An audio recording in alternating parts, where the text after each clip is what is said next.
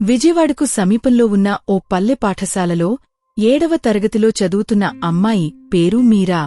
మిగతా పిల్లలంతా గుంపులుగా ఆడుకుంటూ, మాట్లాడుకుంటూ ఉండేవారు. కాని మీరా మాత్రం ప్రతి బ్రేక్ టైంలో స్కూల్ ప్రాంగణంలో ఒక చెట్టు కింద ఒంటరిగా కూర్చుంటూ కనిపించేది. ఆమె చెంత ఎవ్వరూ చేరుకునేరు. పాఠాలు బాగా చదివేది. టీచర్లు మెల్లగా ఉండే పిల్ల అని అభిప్రాయపడేవారు. కాని ఎవ్వరూ ఆమెతో స్నేహం చేయలేదు. రోజు మధ్యాహ్న భోజన సమయంలో మీరా తన డబ్బా తీసుకుని నిశ్శబ్దంగా ఆ చెట్టు కింద కూర్చుంటూ తినేది. నవ్వులేదు, మాటలేదు, కళ్లలో మాత్రం చాలా కథలున్నట్టు అనిపించేది. పిల్లలు ఆమెను మోనమ్మ అని కూడా పిలిచేవాళ్లు. కాని నిజానికి ఆమె పేరు ఎవరూ గుర్తుపెట్టుకోలేకపోయేవారు. మీరా అంటేనే మౌనం, ఒంటరితనమే అయిపోయింది. ఆ పల్లె స్కూల్లో రోజులు గడుస్తున్నా మీరా మాత్రం ఎప్పట్లాగే తనదైన మౌన ప్రపంచంలోనే జీవిస్తూ ఉండిపోయింది. ఒక మధ్యాహ్నం భోజన విరామ సమయం. మీరా ఎప్పటిలానే తన చిన్న స్టీల్ డబ్బాతో పాఠశాల వెనుకవైపు ఉన్న మామిడి చెట్టు కింద కూర్చుంది. గాలి మెల్లగా వీస్తుంది. పక్కనే పిల్లల కేకలు, హడావుడి వినిపిస్తున్నా మీరా మాత్రం తన మౌన లోకంలోనే ఉందిక. అయితే ఆ రోజు ఆమెకు తెలియకుండానే ఆమె ప్రపంచంలోకి ఓ వెలుగు వచ్చింది. హాయ్, నిన్ను రోజూ ఇక్కడే చూస్తుంటా అనే ఉత్సాహభరితమైన స్వరం వినిపించింది. మీరా మెల్లగా తలెత్తి చూసింది. ఆ వెలిగే చిరునవ్వుతో నలుగురికి నవ్వుల పంట పండించే అమ్మాయి తన్యా అక్కడ ఉంది. చేతిలో డబ్బా పట్టుకుని అటూ ఇటూ చూస్తూ కూర్చోడానికి చోటు వెతుకుతుంది. ఇక్కడ కూర్చోచ్చు కదా అంటూ నిశ్చలంగా అడిగింది తన్యా. మీరా ఆశ్చర్యంగా ఆమె వైపు చూసింది. ఇంతకాలంగా తన దగ్గరకు ఎవరూ రాలేదు కదా. కొంచెం సందేహంగా, మౌనంగా తల ఊపింది. తన్యా వెంటనే పక్కనే కూర్చుంది. నాకు బోన్సాయ్ చెట్లు బాగా నచ్చుతాయ్. నువ్వు చూసావా వాటిని? చిన్నగా, క్యూట్గా ఉంటాయి అంటూ మాట్లాడుతూ తినటం మొదలుపెట్టింది. మీరా మొదట్లో తలనొప్పిగా చూస్తూ కూర్చుంది. కాని తన్యా మాటలలో ఒక ప్రత్యేకమైన ఉల్లాసం ఉంది. కొన్ని నిమిషాల్లో మీరా ముఖంలో ఓ చిన్న చిరునవ్వు పుట్టింది. అది చిన్నది, కాని నిజమైనదే. ఆ రోజు తరువాత ప్రతి మధ్యాహ్నం అదే చెట్టు కింద ఇద్దరి డబ్బాలు తెరుచుకునేవి. తన్యా ప్రతిరోజూ కొత్త కొత్త విషయాలు చెప్పేది. ఒకరోజు ఆమె పెంపుడు కుక్క సారా గురించి మాట్లాడేది. ఇంకొకరోజు తనకు పాటలమీద ఉన్న ప్రేమ గురించి. మీరా మొదట్లో తక్కువగా మాట్లాడింది. కాని రోజురోజుకీ ఆమె వాక్యాలు పొడవయ్యాయి. ఆ నవ్వులు నెమ్మదిగా పెరిగాయి. ఒకప్పుడు ఆమె ముఖంలో కనిపించని హాస్యం ఇప్పుడు వెలుగులా విరసిల్లింది. తన్యా మీరాకి ఏమీ బలవంతంగా చేయమనేది కాదు. ఆమెలా ఉండనిచ్చింది. అదే ముద్దు, అదే స్నేహం. తన్యా చుట్టూతోటి విద్యార్థుల గుంపులు ఉండేవి. కాని భోజన సమయానికి మాత్రం ఆమె నేరుగా ఆ చెట్టు దగ్గరకే వచ్చేది. అప్పుడు చెట్టు కింద కూర్చునేది 2 హృదయాలు. ఒకటి మాట్లాడే హృదయం, మరొకటి విని నవ్వే హృదయం. ఆ రోజు పాఠశాలలో ఓ స్పెషల్ అసెంబ్లీ ఉండటంతో అందరూ స్కూల్ గ్రౌండ్లో గుమ్మిగుడారు. ఆకాశంలో మేఘాలు గట్టిపడ్డాయి. గాలికూడా తక్కువగా వీచడం మొదలైంది. వేదికపైన పెద్ద బ్యానర్ కట్టి వేలాడదీశారు. పరస్పర సాయంతో ఎదగాలి అనే వాక్యంతో. తన్యా మామూలుగా మీరా చేతిలో దోసెను తింటూ నవ్వుతూ నడిచింది. ఇవాళ నీకోసమే ఆ మాటల్ని పెట్టినట్టుంది అంటూ మళ్లీ తన స్టైల్లో నవ్వింది.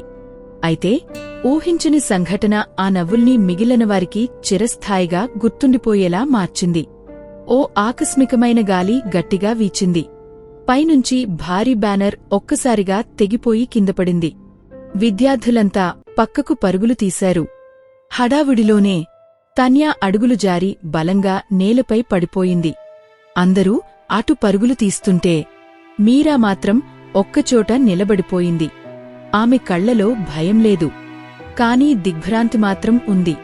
తన్యాను ఆ దుస్థితిలో చూసిన టీచర్లు దగ్గరికి వచ్చి హుటాహుటిన ఆస్పత్రికి తరలించారు. మీరా ఒక్కమాట కూడా మాట్లాడలేదు. ఆమె చేతులు బిగించి ఆ చెట్టు దగ్గరే కూర్చుంది. కళ్లలో నీళ్లు కదిలాయి. ఎవరూ గమనించనంత మౌనంగా. ఆ రోజు తర్వాత స్కూల్ మామూలుగానే నడుస్తోంది. కాని మీరా లోకం మాత్రం ఇక మామూలుగా లేదు. తన్యా ఆస్పత్రిలో చేరిన 3వ రోజు పాఠశాలలో పిల్లలు తమ తమ పనుల్లో మునిగిపోయారు. కొందరు చిన్నగా మాట్లాడుకుంటున్నారు, ఆమె త్వరగా కోలుకుంటుంది కదా అని. కాని ఎక్కువమంది మళ్లీ తన్యా లేకుండా రోజులకు అలవాటవుతున్నారు. కాని మీరా మాత్రం అలా ఉండలేకపోయింది.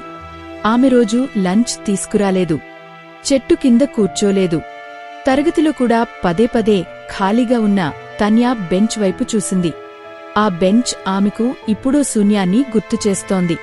ఆ రోజు మధ్యాహ్నం తరువాత తరగతిలో క్లాస్ టీచర్ వచ్చి, తన్యా త్వరగా కోలుకోవాలి అని మనం అందరం కోరుకుందాం.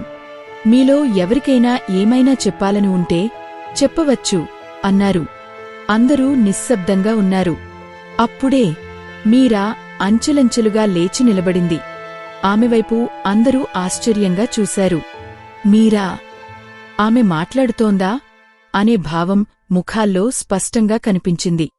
మీరా మెల్లగా కాని స్పష్టంగా చెప్పింది, మనందరికీ తన్యా గుర్తుండాలి.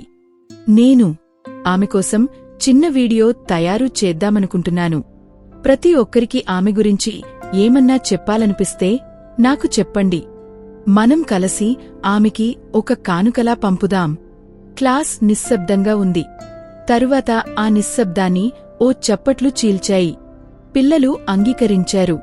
అక్కడ ఆ రోజుతో మొదలైంది మీరా మార్పు.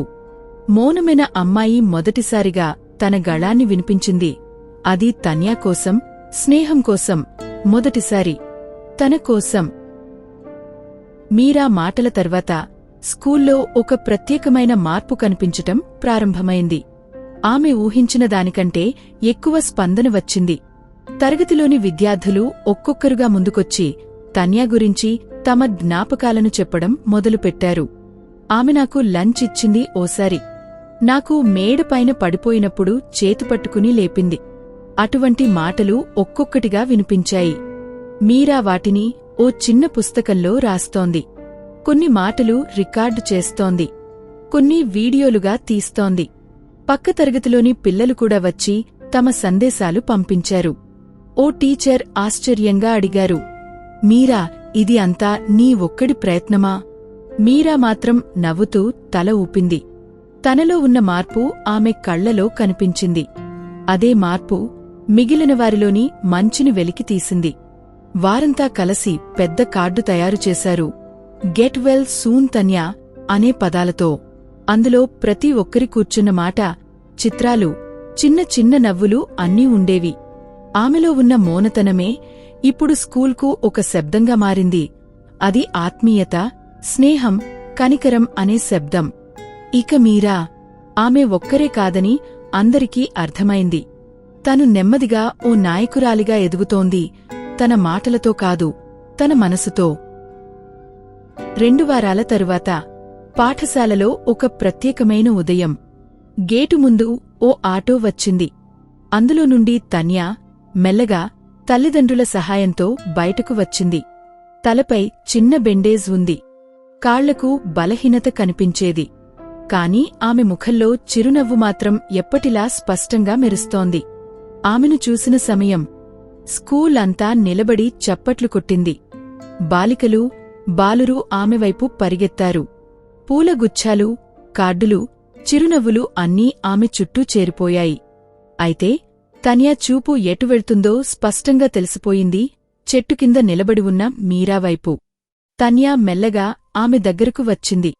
ఇక్కడే కూర్చున్నావు కదా, నన్ను మొదటిసారి చూస్తూ మౌనంగా తినింది నువ్వే కదా అని స్వల్పంగా నవ్వింది. మీరా ఒక్క మాట కూడా చెప్పలేదు. కాని ఆమె కళ్లలోని ఆనందాన్ని దాచలేకపోయింది. తన్యా మెల్లగా కూర్చుని చెప్పింది, నీకొక విషయం చెప్పాలనుంది.